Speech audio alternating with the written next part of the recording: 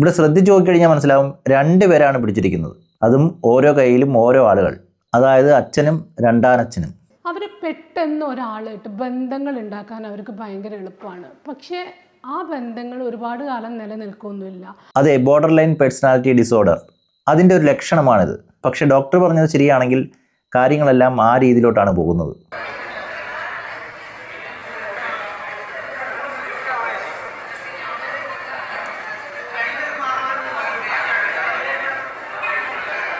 അതേപോലെ ചെറുപ്പത്തിൽ എന്തെങ്കിലും ട്രോമാസ് ഉണ്ടായിട്ടുണ്ടെങ്കിൽ, ചെറുപ്പത്തിൽ ട്രോമ കാണുമല്ലോ, രണ്ടാമതൊരു അച്ഛൻ വരുമ്പോൾ എന്തായാലും ട്രോമ കാണും. അതേപോലെ തന്നെ എന്തെങ്കിലും പീഡനങ്ങളോ കാര്യങ്ങളോ ഒക്കെ ഉണ്ടായിട്ടുണ്ടെങ്കിൽ അവർ ഈ BPD ഉണ്ടാവാനുള്ള സാഹചര്യങ്ങൾ വളരെ കൂടുതലാണ്. അങ്ങനെ വീട്ടിൽ പറഞ്ഞു. ആദ്യം കുറച്ച് ഇതൊക്കെ ഉണ്ടായത്, പക്ഷേ നല്ലത് പിന്നെ അവർക്ക് മനസ്സിലായി. അതെ, അഖിൽ NRD തന്നെ പറഞ്ഞിരിക്കുകയാണ്, വീട്ടിൽ പറഞ്ഞിരുന്നു.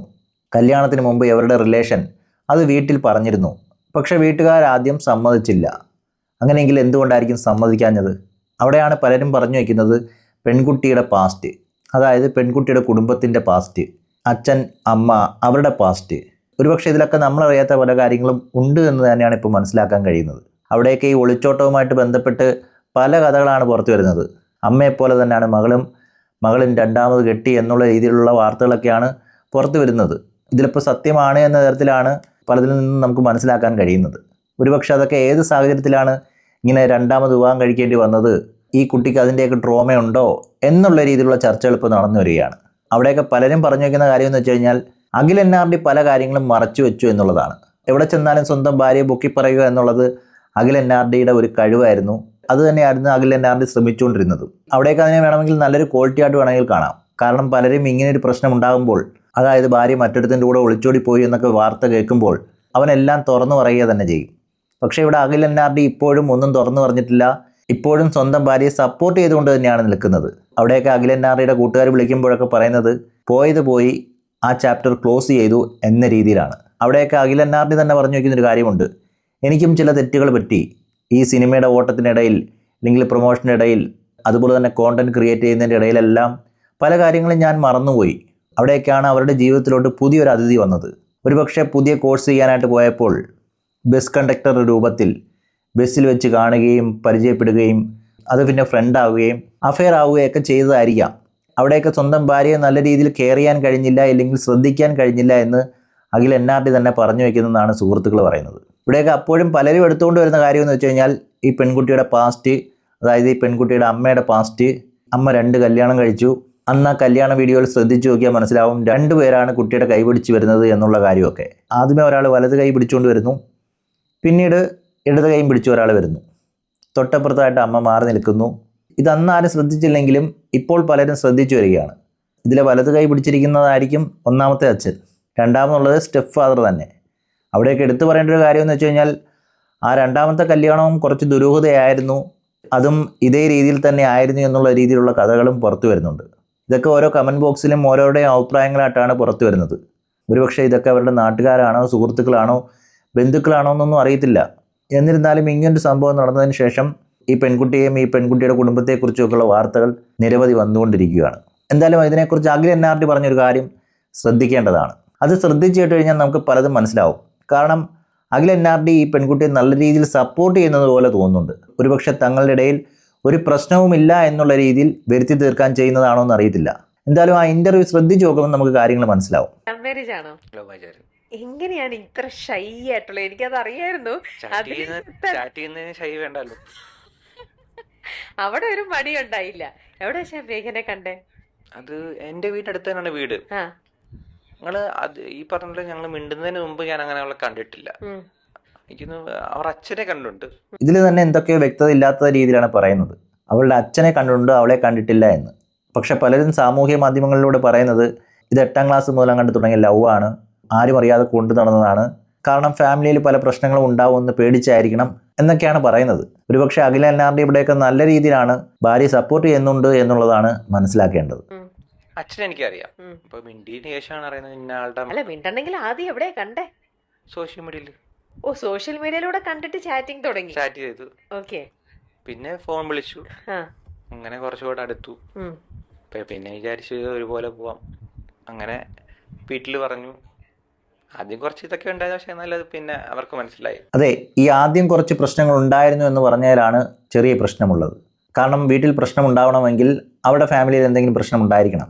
അവിടെയാണ് പലരും പറഞ്ഞു വയ്ക്കുന്നത് ഈ പെൺകുട്ടിക്ക് 2 അച്ഛനുണ്ട്, അതായത് അമ്മ 2 കിട്ടിയതാണ്, അതേ പാതയാണ് ഇപ്പോൾ പെൺകുട്ടിയും തുടർന്നിരിക്കുന്നത് എന്നുള്ള രീതിയിലുള്ള ചർച്ചകൾ നടന്നു വരുന്നുണ്ട്.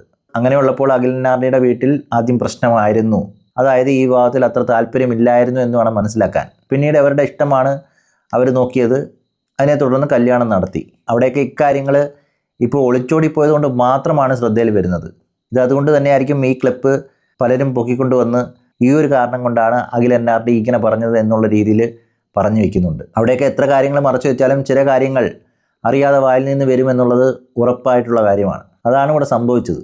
സംഭവം അപ്പോൾ 2 വീട്ടുകാർക്ക് ഓക്കെ, പിന്നെ അവർ സംസാരിച്ചു, അങ്ങനെ അവസാനം ഒരു കല്യാണത്തിൽ എത്തിച്ചു. മേഘയുടെ ക്യാരക്ടർ എങ്ങനെയാ? ഇതേപോലെ എത്ര ഇൻട്രോവേർട്ട് ആണോ? അവളും കുറച്ച് ഇൻട്രോവേർട്ടാണ്. അവർ ഈ പറഞ്ഞോട്ട് ഫിയറും കാര്യങ്ങളൊക്കെ ഉണ്ട്, പക്ഷെ കുറെ കൂടെ ധൈര്യശാലിയാണ്. ഈ പറഞ്ഞ ഗേൾസ് കുറച്ചുകൂടെ സ്മാർട്ടാണ്. അതെ, സ്മാർട്ടാണെന്ന് തെളിയിച്ചിരിക്കുകയാണ്. അതുകൊണ്ട് തന്നെയാണ് അഖിലനാർഡിക്ക് ഇപ്പോൾ ഇങ്ങനൊരു അവസ്ഥ വന്നത്. സ്മാർട്ട് കുറച്ച് കൂടിപ്പോയോ എന്നുള്ളതേ ഉള്ളൂ സംശയം. കാരണം ഈ പെൺകുട്ടിയെക്കുറിച്ച് പല കാര്യങ്ങളും അഖിലനാർഡിക്ക് അറിയാമായിരുന്നു, പല റിലേഷൻഷിപ്പും ഉണ്ടായിരുന്നു എന്നുള്ള കഥകളും ഇപ്പോൾ പുറത്തു വരുന്നുണ്ട്. അവിടെയൊക്കെ ഇവരുടെ വീഡിയോയിൽ പലതവണ കണ്ടിട്ടുള്ളതാണ്. നല്ല രീതിയിൽ മുന്നോട്ട് പോയിക്കൊണ്ടിരിക്കുന്ന ഒരു കുടുംബമായിട്ടാണ് നമ്മൾ കാണുന്നത്. നമുക്ക് ആ വീഡിയോ ഒക്കെ കാണുമ്പോൾ ഒരു സംശയം തോന്നില്ല. ഈ അടുത്തിടെ ഒരു വീഡിയോ ഇട്ടപ്പോൾ തന്നെ ഓണത്തെപ്പറ്റിയും അതിനെക്കുറിച്ചുമുള്ള വീഡിയോ ഒക്കെ ഇട്ടിരുന്നു. അവിടെയൊക്കെ ആ വീഡിയോ കാണുമ്പോൾ ഒരു പ്രശ്നമുള്ളതായിട്ട്, ഇല്ലെങ്കിൽ നല്ല കപ്പിൾ എന്ന രീതിയിൽ തന്നെയാണ് നമുക്ക് തോന്നുന്നത്. എന്നാൽ യഥാർത്ഥത്തിൽ എന്താണ് സംഭവിച്ചത്? അവരവിടെ അഭിനയിക്കുമായിരുന്നു, നമ്മുടെ മുന്നിൽ അഭിനയിച്ചുകൊണ്ടേ ഇരിക്കുമായിരുന്നു. ഒരുപക്ഷെ അവിടെ അഖിലനാർഡിയേക്കാളും നല്ലതായിട്ട് അഭിനയിച്ചത് ഭാര്യയാണെന്ന് തന്നെ പറയേണ്ടിയിരിക്കുന്നു. കാരണം അത്ര സ്മാർട്ടായിട്ടാണ് കാര്യങ്ങൾ ചെയ്തു പോയത്. പടം റിലീസായപ്പോൾ തന്നെ ഭാര്യയാണ് ഏറ്റവും നല്ല സപ്പോർട്ട്, അവളുടെ ആഗ്രഹമായിരുന്നു ഞാൻ സിനിമയിൽ വരണമെന്നുള്ളത് എന്നുള്ള രീതിയിലുള്ള പല കാര്യങ്ങളും പറഞ്ഞു വയ്ക്കുന്നത് നമ്മൾ കേട്ടതാണ്. അവിടെയൊക്കെ ഭർത്താവിന് സപ്പോർട്ടായിട്ട് പലതവണ ഭാര്യയെ നമ്മൾ കണ്ടതാണ്. ആ സമയത്തൊക്കെ ഒരു പ്രശ്നമുള്ളതായിട്ട് നമുക്ക് തോന്നിയിട്ടേ ഇല്ല. എന്നാൽ പെട്ടെന്നായിരുന്നു അത് സംഭവിച്ചത്. അവിടെയാണ് ബോർഡർ ലൈൻ പേഴ്സണാലിറ്റി ഡിസോർഡറിനെ കുറിച്ച് പറയുന്നത്. ഈ കുട്ടിക്ക് ഇതാണോ? അതായത് കുറച്ച് നാളുകൾക്ക് മുമ്പ് വീട്ടിലുണ്ടായിരുന്ന പ്രശ്നം, അമ്മ 2ാമത് വിവാഹം കഴിക്കുന്നു, 2ാം അച്ഛൻ വരുന്നു, അത് ഈ കുട്ടിയിൽ എന്തെങ്കിലും മാറ്റങ്ങൾ ഉണ്ടാക്കിയോ, ആ മാറ്റമാണോ ഇതിനെല്ലാം കാരണമെന്നൊക്കെ പറഞ്ഞ് പലരും ന്യായീകരിക്കുന്നുണ്ട്. അതായത് ഒരു പേഴ്സണാലിറ്റി ഡിസോർഡറിൻ്റെ പേര് വെച്ച് അക്കാരണം കൊണ്ടാണ് ഈ പെൺകുട്ടി ഒളിച്ചോടി പോയി എന്ന തരത്തിലേക്ക് വ്യാഖ്യാനിച്ച് വെക്കുന്നുണ്ട്. പക്ഷെ പറയാമല്ലോ, ഇനി ഏത് പേഴ്സണാലിറ്റി ഡിസോർഡർ എന്ന് പറഞ്ഞാലും കാണിച്ചത് ശുദ്ധ പോക്കൃത്തരമാണ്. അതിനെയൊക്കെ കൊണ്ടുവന്ന് ന്യായീകരിക്കാൻ നോക്കിക്കഴിഞ്ഞാൽ എല്ലാവരും അത് കേട്ടിരിക്കുമെന്ന് തോന്നുന്നില്ല. എന്തായാലും ഈ പേഴ്സണാലിറ്റി ഡിസോർഡറിനെ കുറിച്ച് ഡോക്ടർ എന്താണ് പറയുന്നത് കൊണ്ട് നമുക്കൊന്ന് കേട്ടു നോക്കാം. ഇപ്പോൾ BPD ഉള്ള ആൾക്കാരിൽ കടുത്ത സങ്കടം, വിഷാദം, അതുപോലെ ആങ്സൈറ്റി, ദേഷ്യം ഇതൊക്കെ കൂടുതലായിട്ട് കാണപ്പെടും. അത് ചിലപ്പം കുറച്ച് മണിക്കൂറോ അത് അല്ലെങ്കിൽ കുറച്ച് ദിവസങ്ങളോ ഒക്കെ നീണ്ടു നിൽക്കാറുണ്ട്. ഹലോ, ഞാൻ ഷംന, അബ്സല്യൂട്ട് മൈൻഡ് ക്ലിനിക്കിലെ കൺസൾട്ടൻറ്റ് സൈക്കോളജിസ്റ്റാണ്. ഞാൻ ഇന്നിവിടെ സംസാരിക്കാൻ പോകുന്ന വിഷയം ബോർഡർ ലൈൻ പേഴ്സണാലിറ്റി ഡിസോർഡർ. എന്താണ് പേഴ്സണാലിറ്റി ഡിസോർഡർ? നമ്മുടെ വ്യക്തിത്വ വൈകല്യങ്ങളെയാണ് പേഴ്സണാലിറ്റി ഡിസോർഡർ എന്ന് പറയുന്നത്. അത് പലതരത്തിലുണ്ട്. അതിലൊന്നാണ് ബോർഡർ ലൈൻ പേഴ്സണാലിറ്റി ഡിസോർഡർ അഥവാ BPD. നമ്മുടെ ഇമോഷനെ നിയന്ത്രിക്കാനാവാതെ ഇമോഷണൽ സ്റ്റെബിലിറ്റി അഥവാ സ്ഥിരത നഷ്ടപ്പെടുന്ന അവസ്ഥയാണിത്. ഈ സ്ഥിരത നഷ്ടപ്പെടുന്ന അവസ്ഥ നമ്മുടെ സ്വഭാവത്തെയും മൂഡിനെയും പെരുമാറ്റത്തിനും ഒക്കെ ബാധിക്കുമ്പോഴാണ് നമുക്ക് ബുദ്ധിമുട്ടുണ്ടാകുന്നത്. പഠനങ്ങൾ പറയുന്നത് 100-ൽ ഒരാൾക്ക് ബോർഡർ ലൈൻ പേഴ്സണാലിറ്റി ഡിസോർഡർ ഉണ്ടാവാനുള്ള സാധ്യത കൂടുതലാണ്. അതുപോലെ പുരുഷന്മാരെ അപേക്ഷിച്ച് നോക്കുമ്പോൾ സ്ത്രീകളിലാണ് BPD കൂടുതലായിട്ട് കണ്ടുവരുന്നത്. ഇതിൻ്റെ യഥാർത്ഥ കാരണങ്ങൾ ഇപ്പോഴും അവ്യക്തമാണ്. ഫാമിലി ഹിസ്റ്ററി, നമ്മുടെ മാതാപിതാക്കൾക്കോ സഹോദരങ്ങൾക്കോ അതുമല്ലെങ്കിൽ അടുത്ത ബന്ധുക്കൾക്കോ ഇങ്ങനെ എന്തെങ്കിലും മാനസികപരമായിട്ടുള്ള ബുദ്ധിമുട്ടുണ്ട് എന്നുണ്ടെങ്കിൽ ഇതിനുള്ള ചാൻസ് കൂടുതലാണ്. അതേപോലെ തന്നെ മറ്റൊരു കാര്യമാണ് നമ്മുടെ തലച്ചോറിലെ ഇമ്പൾസ് അഥവാ മൂഡ്, ഇതിനൊക്കെ കൺട്രോൾ ചെയ്യുന്ന ഭാഗത്തിന് എന്തെങ്കിലും തകരാറ് സംഭവിക്കുകയാണെന്നുണ്ടെങ്കിൽ ഈ പ്രശ്നം ഉണ്ടാവാം.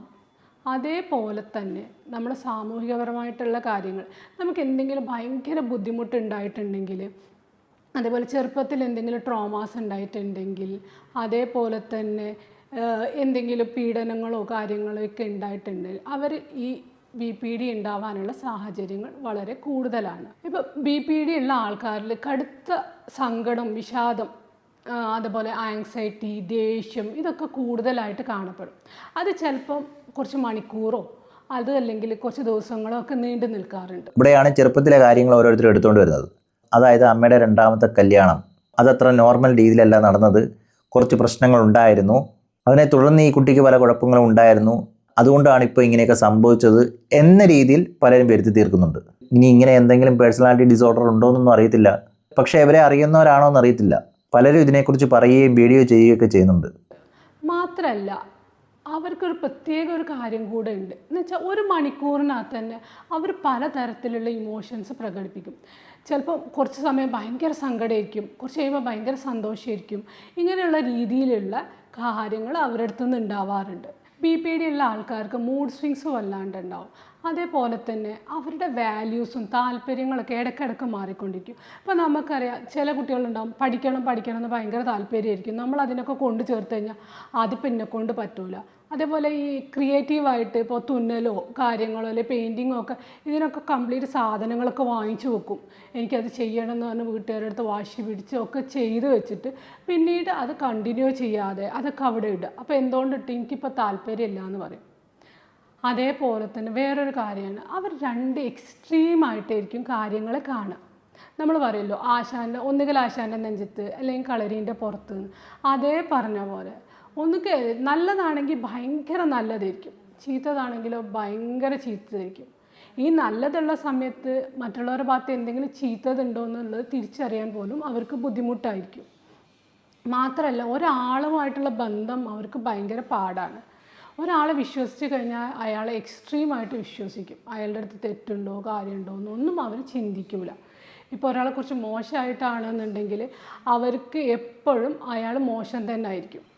അയാളെക്കുറിച്ച് നല്ലത് ആര് പറഞ്ഞു കൊടുത്തിട്ടും കാര്യമില്ല, അവർക്ക് അയാളെക്കുറിച്ച് മോശമായിട്ടുള്ള കാര്യങ്ങളെ ഓർമ്മയിലുണ്ടാവുള്ളൂ.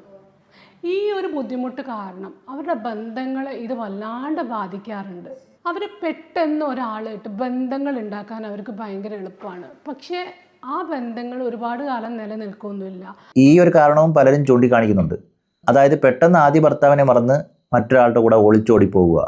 അവിടെ നമുക്ക് തന്നെ അറിയാം പല കാര്യങ്ങളും. ഓണത്തിനെ കുറിച്ചുള്ള ആട് വരെ ഒരുമിച്ച് അവർ ചെയ്തതാണ്. അവിടെയൊക്കെ ഒരു പ്രശ്നമുള്ളതായിട്ട് നമ്മൾ കണ്ടതുമില്ല, നമുക്ക് അവരുടെ അഭിനയത്തിൽ തോന്നിയിട്ടുമില്ല. അങ്ങനെയുള്ളപ്പോൾ പെട്ടെന്നുള്ള ഈ ഒളിച്ചോട്ടം അത് പലർക്കും സംശയം ഉണ്ടാക്കും. എന്താണ് ഇങ്ങനെ ഒളിച്ചോടാനുള്ള കാരണം? അഖിലൻ ആർട്ടിക്ക് എന്തെങ്കിലും കുഴപ്പമുണ്ടോ, എന്തെങ്കിലും പേഴ്സണലായിട്ട് വേറെ അഫെയർ ഉണ്ടോ എന്നുള്ള രീതിയിലൊക്കെ ചിന്തിക്കും. ഇനി അവിടെ അഫെയർ ഉണ്ടോ ഇല്ലയോ എന്നൊന്നും അറിയത്തില്ല. പക്ഷേ ഈ പെട്ടെന്ന് വേറൊരാളെ കണ്ടപ്പോൾ ഒളിച്ചോടി പോയത് ഈ ഒരു പേഴ്സണാലിറ്റി ഡിസോർഡറിൻ്റെ ഫലമായിട്ടാണെന്നാണ് പറയുന്നത്. ഇതൊക്കെ എന്തുകൊണ്ട് ഇപ്പോൾ ആളുകൾ എടുത്തുകൊണ്ട് വരുന്നതെന്ന് അറിയത്തില്ല. അവർ ഉപേക്ഷിക്കുമോ എന്നുള്ള പേടിയിൽ അവർ പൊതുവെ ആ ബന്ധങ്ങളൊക്കെ ഒഴിവാക്കും. അതിപ്പോൾ പ്രണയബന്ധമാണെങ്കിലും അങ്ങനെ തന്നെ. ചില ആൾക്കാരൊക്കെ ചില കുട്ടികളുടെ കാര്യമൊക്കെ എടുത്തു കഴിഞ്ഞാൽ ഒരാളറ്റല്ല റിലേഷൻഷിപ്പ് പല ആളുകളറ്റുണ്ട് എന്നുള്ളതൊക്കെ നമ്മൾ കേൾക്കാറുണ്ട്. അതേപോലത്തെ ഇപ്പോൾ കല്യാണം കഴിഞ്ഞതിന് ശേഷം ഈ ഭർത്താക്കന്മാരൊക്കെ ഇതേപോലെ ഫോൺ ചെയ്തിട്ടും ഇങ്ങനെ കുറേ ചാറ്റിങ്ങും കാര്യമൊക്കെ ആയിട്ട് കൊണ്ടുവരുമ്പോൾ അപ്പോഴും പറയുന്ന കാര്യമാണ് അവർക്ക് ഒരാളറ്റല്ല ഒരുപാട് ആൾക്കാരായിട്ട് ഇങ്ങനെ പ്രണയം റിലേഷൻഷിപ്പ് ഉണ്ടെന്ന്. അതിപ്പോൾ വീട്ടുകാരും നാട്ടുകാരൊക്കെ കൂടെ ചർച്ച ചെയ്ത് അവസാനം അവർ ഇനി അങ്ങനെ അവരുടെ ഭാഗത്തുനിന്ന് ഉണ്ടാവില്ല എന്നൊക്കെ പറഞ്ഞിട്ടായിരിക്കും ഈ ഒരു തീരുമാനത്തിൽ എത്തിയിട്ടുണ്ടാവും. പക്ഷെ എന്നാലും ഇതിൻ്റെ ഭവിഷ്യത്തൊക്കെ അറിഞ്ഞാൽ കൂടെ അവർ വീണ്ടും അടുത്ത റിലേഷൻഷിപ്പിലേക്ക് പോയിട്ടുണ്ടാവും. അപ്പോൾ എല്ലാവരെ സംബന്ധിച്ചും അവർ ഭയങ്കര ചീത്ത ആൾക്കാരാണെന്നുള്ള കാഴ്ചപ്പാടാണ്. പക്ഷേ ഇത് അവരുടെ ഈ ഒരു സ്വഭാവ വൈകല്യം കൊണ്ട് വരുന്ന ഒരു കാര്യമാണ്. ഇപ്പം BPDയിലുള്ള ആൾക്കാർ ഷോപ്പിങ്ങിന് പോയി കഴിഞ്ഞാൽ അവർക്ക് എന്താ മേടിക്കേണ്ടതെന്ന് അറിയില്ല. അവർ പീടിയെ കയറിക്കഴിഞ്ഞാൽ ആവശ്യമുള്ളതും ആവശ്യമില്ലാത്തതൊക്കെ വാങ്ങിച്ചു കൂട്ടുക. അതുപോലെ അവരുടെ കയ്യിലുള്ള പൈസ അതിന് തികയോ എന്നുള്ളത് അറിയില്ല. അല്ലെങ്കിൽ ഇപ്പോൾ ഹസ്ബൻഡിൻ്റെ കൂടെയൊക്കെ പോവുകയാണെന്നുണ്ടെങ്കിൽ അവരുടെ അടുത്ത് പൈസ ഉണ്ടാവുമോ അല്ലെങ്കിൽ ഇത് ഇത്ര ആവശ്യമുള്ള കാര്യമാണോ എന്ന് പോലും അറിയില്ല. ഇപ്പോൾ ഒരു കടയിൽ കയറി ഒരു ഡ്രസ്സ് കണ്ടു, അത് വാങ്ങിച്ചു. അവിടെ നിന്ന് ഇറങ്ങുമ്പോൾ തന്നെ അടുത്ത കടയിൽ ഒരു ഡ്രസ്സ് കൂടെ കണ്ടു കഴിഞ്ഞാൽ അതിന് ഡിമാൻഡ് ചെയ്യുക, എന്നിട്ട് അതുകൊണ്ട് കുടുംബത്തിൽ പ്രശ്നങ്ങൾ ഉണ്ടാവുക. ഇതൊക്കെ വളരെ സാധാരണമാണ് ഇവരുടെ ഇടയിലുള്ളത്. സുരക്ഷിതമല്ലാത്ത ലൈംഗിക ബന്ധങ്ങളിൽ ഏർപ്പെടുക എന്നുള്ളത് ഇവരുടെ ഒരു പ്രത്യേകതയാണ്. മാത്രമല്ല അവരതിൻ്റെ വരും വരായികകളെക്കുറിച്ച് ചിന്തിക്കില്ല. ഇവിടെ ഈ ഒളിച്ചോട്ടം കണ്ടപ്പോഴും നമുക്ക് മനസ്സിലായത് വരും വരായികയെക്കുറിച്ചൊന്നും ചിന്തിക്കാതുള്ള ഒളിച്ചോട്ടമായിരുന്നു. ആ ഓട്ടം കണ്ടാൽ തന്നെ നമുക്ക് മനസ്സിലാവും എങ്ങനെയെങ്കിലും ഇവിടെ നിന്ന് പോകണം എന്നുള്ള രീതിയിൽ. അതാ CCTV ദൃശ്യങ്ങൾ കാണുമ്പോൾ നമുക്ക് മനസ്സിലാവും ആ രീതിയിലായിരുന്നു ഓട്ടം. ഒരുപക്ഷെ ഈ ഒരു കാര്യം കൊണ്ടൊക്കെ ആയിരിക്കാം ഈ പേഴ്സണാലിറ്റി ഡിസോർഡർ ആണോ എന്ന് പലരും സംശയിക്കുന്നത്. ഇനി എല്ലാ പ്രണയത്തിലും ഇങ്ങനെയൊക്കെ ഇല്ലേന്ന് ചോദിച്ചു കഴിഞ്ഞാൽ ഇങ്ങനെയൊക്കെ ഉണ്ട് എന്ന് തന്നെ പറയണം. പക്ഷെ പെട്ടെന്നുള്ള മാറ്റം അത് നമ്മളെ ഞെട്ടിച്ചു എന്ന് തന്നെ പറയണം. അതുപോലെ ഇപ്പം നമ്മളൊരു BPD ഉള്ള ആളെ നമ്മൾ വാച്ച് ചെയ്ത് കഴിഞ്ഞാൽ അറിയാൻ പറ്റും. അവർ ഇടയ്ക്ക് അവരുടെ ഹെയർ സ്റ്റൈല്, ഡ്രസ്സിങ് സ്റ്റൈല്, അവരുടെ ലുക്കൊക്കെ ഇടയ്ക്കിടയ്ക്ക് അവർ മാറ്റിക്കൊണ്ടിരിക്കും. അവർക്കൊരു ഐഡൻറ്റിറ്റി ബുദ്ധിമുട്ട് അവർക്ക് ഫീൽ ചെയ്യും. അതുകൊണ്ട് അവർ ഇടയ്ക്കിടയ്ക്ക് ഇങ്ങനെ ഇത് ചേഞ്ച് ചെയ്തുകൊണ്ടിരിക്കും. പിന്നെ അതേപോലെ തന്നെ വേറൊരു കാര്യമാണ് അവർ ലഹരികൾക്ക് അടിമപ്പെടാനുള്ള സാധ്യത. എന്ന് വെച്ചാൽ മദ്യമായാലും ഡ്രഗ്സ് ആയാലും അതുപോലെ സ്മോക്കിങ്, അതെല്ലാം ഇങ്ങനത്തെ ഒരുപാട് കാര്യങ്ങളുണ്ട്. ഇതിലൊക്കെ അവർ അടിമപ്പെടാനുള്ള ചാൻസസ് കൂടുതലാണ്. BPD ഉള്ള ആൾക്കാർക്ക് സെൽഫ് ഹാം കൂടുതലായിരിക്കും. എന്ന് വെച്ചാൽ ഒരാളെ കണ്ടു കഴിഞ്ഞാൽ, BPD ഉള്ള ഒരാളെ കണ്ടു കഴിഞ്ഞാൽ അവർ കൈയൊക്കെ നോക്കിക്കഴിഞ്ഞാൽ അറിയാം, ഇങ്ങനെ വരയൊക്കെ ഇട്ടിട്ടുണ്ടാവും. അതേപോലെ പിച്ചി എടുത്തിട്ട് അവിടെയൊക്കെ മുറിൻ്റെ പാട് നന്നായിട്ടുണ്ടാവും. അപ്പോൾ ചിലപ്പോൾ അത് ബ്ലേഡ് കൊണ്ടോ അല്ലെങ്കിൽ സൂചി കൊണ്ടോ ഒക്കെ ഇങ്ങനെ വരയിടും. അപ്പോൾ അത് എന്തുകൊണ്ടാണ് അവർ ചെയ്യണമെന്ന് വെച്ച് കഴിഞ്ഞാൽ ഇങ്ങനെ വേദനിക്കുമ്പോൾ ഒരു സുഖമുണ്ട് എന്നുള്ള രീതിയിൽ അവർ പറയും. അതേപോലെ ആത്മഹത്യ ചെയ്യാനുള്ള പ്രവണത അവരിൽ കൂടുതലാണ്. മാത്രമല്ല ആത്മഹത്യ ഭീഷണിയും കൂടെ ഉണ്ടാവും അവരുടെ സൈഡിൽ നിന്നുള്ള. അവരൊറ്റക്കാണ്, അവർക്ക് ആരുമില്ല എന്നുള്ള തോന്നൽ ഭയങ്കരമായിട്ടുണ്ടാവും. കൂടെ എല്ലാവരും ഉണ്ടെങ്കിൽ കൂടെ ഇപ്പോൾ ഫാമിലി ഉണ്ടാവും, ഫ്രണ്ട്സ് ഉണ്ടാവും, ഒക്കെ ഉണ്ടാവും. പക്ഷെ അവരെ സംബന്ധിച്ച് അവരുടെ ഉള്ളിൽ അവർക്ക് ആരുമില്ല എന്നുള്ള തോന്നലായിരിക്കും. ഇവിടെ അങ്ങനൊരു സാഹചര്യം ഉടലെടുത്തു എന്ന് തന്നെ പറയാം. കാരണം അഖിൽ NRDക്ക് സിനിമ ഉണ്ടായിരുന്നു, സിനിമയുടെ ഷൂട്ടിങ്ങിന് പോകണമായിരുന്നു, പ്രൊമോഷന് പോകണമായിരുന്നു. അങ്ങനെയുള്ളപ്പോൾ ഭാര്യയെ ശ്രദ്ധിക്കാൻ കഴിഞ്ഞില്ല, ഭാര്യയുടെ എല്ലാ കാര്യങ്ങളും നോക്കാൻ കഴിഞ്ഞില്ല എന്ന് അഖിൽ NRD തന്നെ പറഞ്ഞു വെക്കുന്നുണ്ടെന്നാണ് സുഹൃത്തുക്കൾ പറയുന്നത്. അത് വെച്ച് നോക്കുവാണെങ്കിൽ ഭാര്യയ്ക്ക് ഒറ്റപ്പെടൽ ഉണ്ടായിരുന്നിരിക്കാം. ആ ഒറ്റപ്പെടലായിരിക്കും പിന്നീട് ആരെയെങ്കിലും സൗഹൃദത്തിലോട് ക്ഷണിച്ചത്. ആ ക്ഷണം പിന്നീട് പ്രണയമായി മാറിയതായിരിക്കാം. ആ പ്രണയം പെട്ടെന്നുള്ള ഒളിച്ചോട്ടമായി മാറിയിരിക്കാം. ഇങ്ങനെ നോക്കുമ്പോൾ ഒറ്റപ്പെടൽ അനുഭവിച്ചിട്ടുണ്ടാകാം. ഇവിടെയൊക്കെ എല്ലാവരും ഒറ്റയ്ക്ക് തന്നെയാണ് എന്നുള്ള കാര്യം ആരും ഓർക്കുന്നില്ല എന്നുള്ളതാണ് എടുത്തു പറയേണ്ടത്. അതുപോലെ വിശ്വാസം അവർക്ക് അത്ര ഉണ്ടാവില്ല. നമ്മളൊക്കെ ഒരു വിശ്വാസത്തിൻ്റെ പുറത്താണ് നമ്മുടെ ജീവിതമൊക്കെ പോയിക്കൊണ്ടിരിക്കുന്നത്. നമ്മൾ മറ്റുള്ളവരെ വിശ്വസിച്ചുകൊണ്ടാണ് നമ്മുടെ ജീവിതം മുന്നോട്ട് പോകുന്നത്. പക്ഷേ ഇവരെ സംബന്ധിച്ച് മറ്റുള്ളവർ വിശ്വസിക്കാൻ ഇവർക്ക് ഭയങ്കര ബുദ്ധിമുട്ടായിരിക്കും.